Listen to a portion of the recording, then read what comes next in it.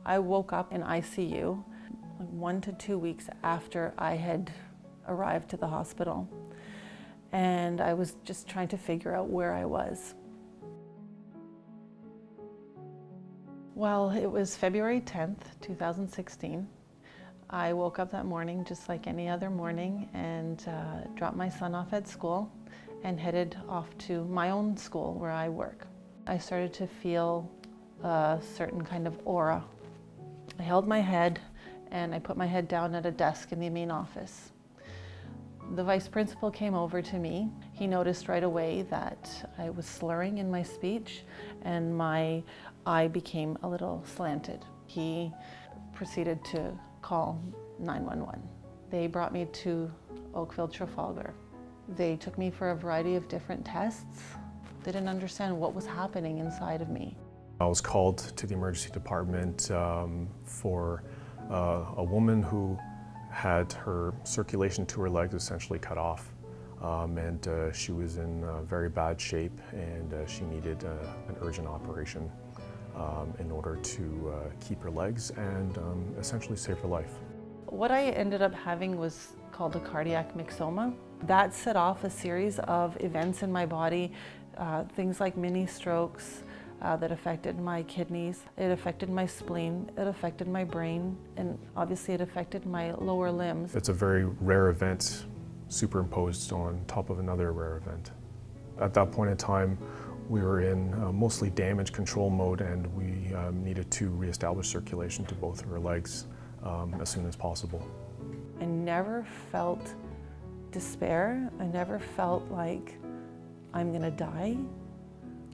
Even though it looked like that a lot of the time, I never felt that way at all.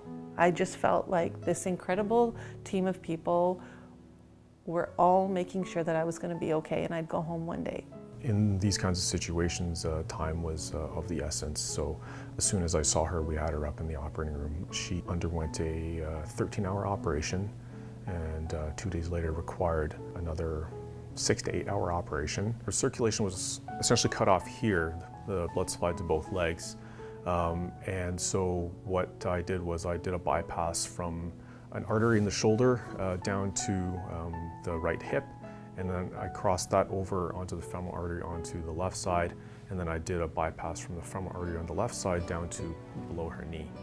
I also had to try and clear out her arteries using a little balloon. And so that's essentially a lot of work. And we even used some X-ray techniques in the operating room as well in order to verify the blood flow down to her legs. I was in the hospital for 10 months in total. Essentially, I started in the emergency room and I moved my way across the entire hospital. All my care was in the hospital. Finally, December 13th came. That was my discharge date. We went straight to my daughter's basketball game. Just walking in there and seeing her face and seeing how excited that she got knowing that Mommy's coming home was the most incredible feeling. I had no fear because I felt prepared, and just knowing that I was ready to go home and that the people at Oakville Trafalgar really helped prepare me for that was incredible. Every day, even now, I walk around my home with my own legs, and I think to myself, see, Dr. Lowe, this is why you had faith. This is why you believed in me. There wasn't another hospital that I would want to be at. That hospital made me feel like I was home.